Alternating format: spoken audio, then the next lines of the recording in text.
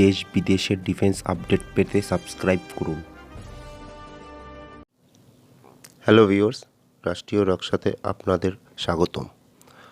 আজকের topic ম্যাজিট submarine. ম্যাজিট কথার অর্থ হলো বোনা বা ছোট। এই সাবমেরিনটা ট্র্যাডিশনাল সাবমেরিনের মতো নয়, এতে কোনো ইঞ্জিন নেই। এই সাবমেরিনটা শুধু ব্যাটারি দ্বারা চালিত হয়। ট্র্যাডিশনাল সাবমেরিনে ইঞ্জিন ও ব্যাটারি দ্বারা চালিত হয়। এই কারণে ট্র্যাডিশনাল সাবমেরিন অনেক দূরে গিয়ে মিশন করতে সক্ষম। ম্যাজিট সাবমেরিন খুব ছোট। এটা মাত্র 9 জন সদস্য দ্বারা চালিত হয়।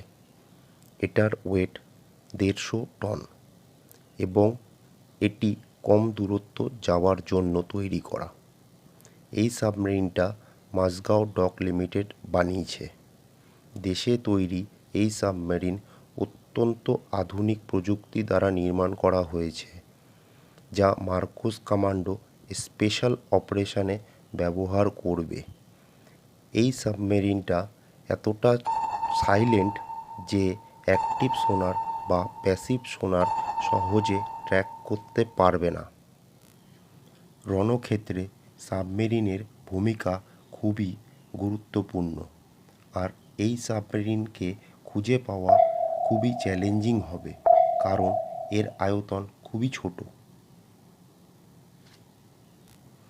মার্কোস কমান্ডো এর সাহায্যে যে কোনো নৌঠিকানায় গোপনীয়তার সাথে তড়িৎ হামলা করতে সক্ষম হবে।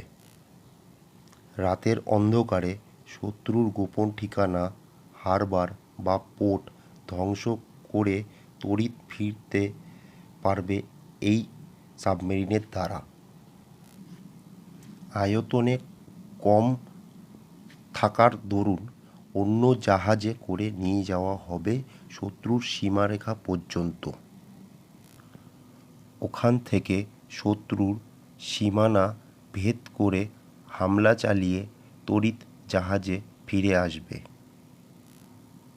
এই জাহাজটি খুব কম খরচেই তৈরি হয়েছে। 2000 কোটি এই সাবমেরিনটির দাম। এই সাবমেরিনটি নৌসেনায় যুক্ত হওয়ার পরে ভারতীয় নৌসেনার শক্তি অনেকটা বৃদ্ধি পাবে এবং নৌসেনার গোপন অপারেশন বা সার্জিক্যাল স্ট্রাইক করার ক্ষমতা দুগুণ বৃদ্ধি পাবে। আপনাদের মতামত কমেন্টে জানাবেন। আজকের জন্য এই পর্যন্তই। ভালো থাকবেন। জয় হিন্দ।